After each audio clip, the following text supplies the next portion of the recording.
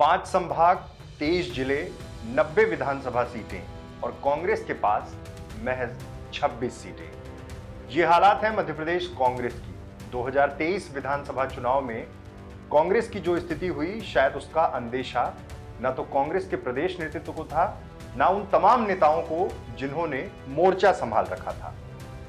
आज चर्चा में हम बात करेंगे मध्य प्रदेश के पूर्व विधानसभा में नेता प्रतिपक्ष और चुरहट विधानसभा सीट से कांग्रेस विधायक अजय सिंह राहुल की।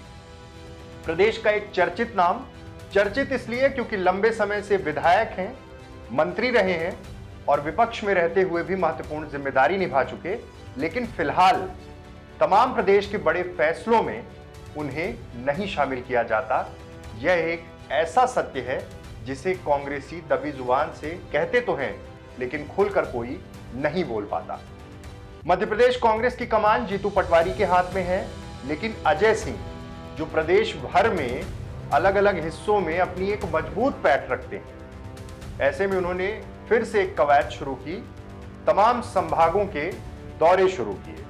ये दौरे इसलिए शुरू किए ताकि फिर से एक बार कांग्रेस के पक्ष में माहौल बनाया जाए, ऐसा उनका कहना है। आइए आपको दिखाते हैं एक रिपोर्ट। सन 2018 में जब मध्य प्रदेश में चुनाव हो रहे थे, उस समय मध्य प्रदेश विधानसभा के नेता प्रतिपक्ष थे अजय सिंह राहुल, और प्रदेश भर में अजय सिंह राहुल ने यात्राएं की, कांग्रेस के पक्ष में माहौल बनाया और उस माहौल को बनाते हुए आगे बढ़े। मध्य प्रदेश में कांग्रेस की सरकार बनी, लेकिन वो खुद चुनाव हार गए। उसके बाद 5 साल तक तो मानो ऐसा लगा कि कांग्रेस में कोई पूछ परख ही नहीं है और ये परिस्थितियां बनी रही। लेकिन 5 साल नहीं, जब तक कांग्रेस की सरकार रही तब तक। उसके ठीक बाद जब सरकार गिरी, तब फिर से अजय सिंह सक्रिय हुए और 23 चुनाव के पहले विंध्य में भी बड़ी जिम्मेदारी रही, परिवर्तन यात्रा निकाली, तमाम चीजें हुई, लेकिन परिणाम 2023 के कांग्रेस के पक्ष में नहीं रहे। हालात ये हुए कि कांग्रेस की पराजय हुई, बुरी तरह पराजय हुई। उसके बाद से जब नए अध्यक्ष का चयन हुआ, जीतू पटवारी अध्यक्ष बने, तब से लगातार ये देखा जा रहा था कि अब अजय सिंह को क्या जिम्मेदारी मिले, लेकिन जिम्मेदारी तो कुछ नहीं मिली। और समय समय पर यह बात भी निकलकर सामने आती रही कि जब दिल्ली में कोई बड़ी बैठक होती है तो इस वरिष्ठ नेता को क्यों छोड़ दिया जाता है। खैर, अजय सिंह ने फिर शुरू की यात्रा। चंबल ग्वालियर अंचल में वो यात्रा करने पहुंचे, तमाम कांग्रेस के पुराने लोगों से मिले और उन्होंने स्पष्ट संदेश दिया कि फिर से 2028 की तैयारी में अभी से लगना है, तमाम पुराने लोगों को फिर से एक्टिव करना है, उनसे मिलना है और 2028 की तैयारी में जुटना है। चंबल के बाद बुंदेलखंड और बुंदेलखंड यात्रा के बाद ये साफ हो गया कि अब वो अलग अलग हिस्सों में लगातार सक्रिय रहेंगे। इस बात को वो खुद कई बार कह चुके कि पता नहीं क्यों दिल्ली की बैठक में जो पदाधिकारी हैं, जिन्हें पद दिए गए हैं, उन्हें ही बुलाया जाता है। अब बात करते हैं विंध्य की। विंध्य को लेकर पिछले दिनों एक इंटरव्यू के दौरान अजय सिंह ने कहा कि सिद्धार्थ तिवारी के कांग्रेस छोड़ने से कांग्रेस को नुकसान हुआ है, रीवा जिले में नुकसान हुआ है। आपको लगता है कि सिद्धार्थ तिवारी के भाजपा में जाने का असर पड़ा है? रीवा में असर तो पड़ा है और कुछ हद तक इन तरह की घटनाओं से असर पड़ता है। आप समझिए कि ये चर्चा उस समय अजय सिंह ने की है जब सिद्धार्थ तिवारी जब छोड़ कर गए थे, तब से ये चर्चा थी कि आखिर इसका कितना नुकसान होगा। और खुद बीजेपी के कुछ विधायक इस बात से इनकार नहीं करते और खुले मन से, नागेंद्र सिंह गुड़ से विधायक हैं, उन्होंने खुले मन से ये कहा कि सिद्धार्थ नहीं होते तो शायद मैं विधायक नहीं बनता। मतलब गुड़ में भी सिद्धार्थ का अच्छा खासा प्रभाव रहा है। सिद्धार्थ तिवारी के बाबा और उनके पिताजी की राजनीतिक विरासत के बारे में आपको बखूबी पता होगा। श्रीयुत श्रीनिवास तिवारी और स्वर्गीय सुंदरलाल तिवारी किस तरह की आक्रामक राजनीति करते रहे हैं और कांग्रेस के अंदर ही स्वर्गीय अर्जुन सिंह और श्रीयुत श्रीनिवास तिवारी के बीच किस तरह का राजनीतिक टकराव था, यह किसी से छिपा नहीं है। अब अजय सिंह ने जब सिद्धार्थ तिवारी की चर्चा की है, तब एक बात तो साफ हो गई। समर्थक भी ये कहने लगे कि प्रभाव समझ में कांग्रेस को तो आ गया कि सिद्धार्थ तिवारी का क्या प्रभाव रहा है। उन्होंने सीधे तौर पे कहा कि हाँ, फर्क तो पड़ा है।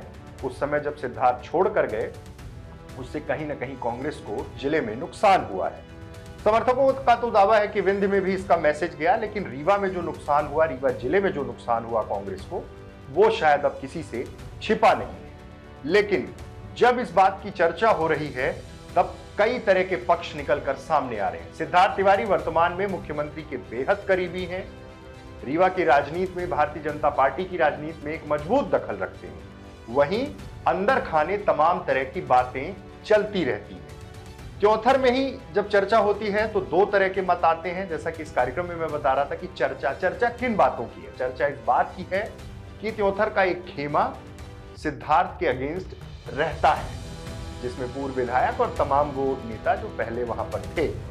23 में जब चुनाव हुआ, सिद्धार्थ तिवारी चुनाव जीतकर विधानसभा पहुंचे, उसके बाद की परिस्थितियां धीरे धीरे किस तरह से बदली, मुख्यमंत्री डॉक्टर मोहन यादव से उनकी नजदीकियां, और उसके बाद एक अलग समीकरण विंध्य और या फिर ये कहें कि रीवा की राजनीति में देखने को मिला। बीजेपी के वरिष्ठ विधायक भी इस बात को कह चुके हैं कि सिद्धार्थ लोकप्रिय हैं, मुख्यमंत्री के बेहद करीब हैं, और कहीं ना कहीं तमाम विकास परियोजनाओं को वो लेकर जाएंगे, अपने क्षेत्र में लेकर जाएंगे। दूसरी चर्चा इसलिए महत्वपूर्ण हो जाती है कि जब अजय सिंह खुद ये कह रहे हैं कि सिद्धार्थ तिवारी के कारण कांग्रेस को नुकसान हुआ, तो अब इसके सियासी मायने आगे क्या होंगे? आगे आने वाले समय में जब चुनाव होगा तब क्या फिर से ये परिस्थितियां निर्मित होंगी? 2023 में जब सिद्धार्थ प्रयास कर रहे थे कांग्रेस से टिकट का, उस समय जब टिकट नहीं मिला और उस समय ये दावे किए गए कि अलग अलग जगह से टिकट की पेशकश उनको की जा रही थी कि आप गुड़ से लड़ लीजिए, आप यहां से लड़ लीजिए। चूंकि वो सक्रिय हो चुके थे, तो क्या वरिष्ठ नेताओं की सहमति पर सक्रिय हुए थे या फिर अपने से सक्रिय हो गए थे? खैर, ये सब बातें अब पुरानी हो गई, लेकिन जो सबसे ज्यादा चर्चा में इस समय बात है वो ये है कि अजय सिंह ने ये बयान जिस समय दिया है, पहली बात तो कांग्रेस के लिए उन्होंने जो कहा कि अगर 2028 में हम सरकार नहीं बना पाए तब फिर आगे बहुत कठिन समय है, यानी कि आगे संभावना नहीं बचेगी। मध्य प्रदेश में नई पीढ़ी को आगे किया गया, जीतू पटवारी, उमंग सिंगार और तमाम जो बड़ी लीडरशिप जो स्टेट में जिनके पास है, वो सब नए चेहरे हैं। नए चेहरे से मतलब है कि अब एक नई जनरेशन को मौका दिया गया। कमलनाथ, दिग्विजय सिंह, अजय सिंह, ये तमाम जो बड़े नेता हैं वो अब किस भूमिका में होंगे, ये भी आगे आने वाले समय में देखना होगा। लेकिन अजय सिंह की यात्रा कई मायने में बहुत कुछ डिसाइड करेगी। मध्य प्रदेश के कद्दावर नेता रहे हैं, नेता प्रतिपक्ष रहे हैं, और अब जब वो अलग अलग क्षेत्र का दौरा कर रहे हैं और तमाम उन लोगों को ये संदेश भी दे रहे हैं कि अगर जो कांग्रेस के साथ नहीं है भाई, जिसको छोड़ना हो अभी छोड़कर चले जाओ, छोटा परिवार सुखी परिवार, इस तरह का भी जिक्र हुआ है। लेकिन जो आंकड़े हैं, विंध्य की अगर बात की जाए, चंबल की बात की जाए, सागर अंचल की बात की जाए, बुंदेलखंड की बात की जाए, तो ये तमाम 23 जिलों को मिलाकर 90 सीटें होती हैं। मतलब 5 संभाग, 23 जिले, 90 सीटें, और सिर्फ 26 सीटें कांग्रेस के पास हैं। ऐसी परिस्थिति में चुनौतियां बहुत बड़ी हैं, और अजय सिंह आगे किस भूमिका में होंगे ये उनके समर्थक भी जानना चाहते हैं, ये कांग्रेस को भी सोचना होगा, क्योंकि अब जैसे जैसे 2028 का समय आएगा तब ये देखना है कि उनका इस्तेमाल कांग्रेस किस रूप में करेगी। लेकिन दबी जुबान से नाराजगी और जो तमाम चीजें हैं वो समय समय पर निकलकर सामने आती रही। वो समय भी आपको याद होगा, 2018 में जब सरकार बनी थी तो लखन घनघोरिया मंत्री थे, उन्होंने किस तरह की टिप्पणी की थी और अलग अलग नेताओं के क्या हाव भाव थे जब अजय सिंह चुनाव हार गए थे उस समय।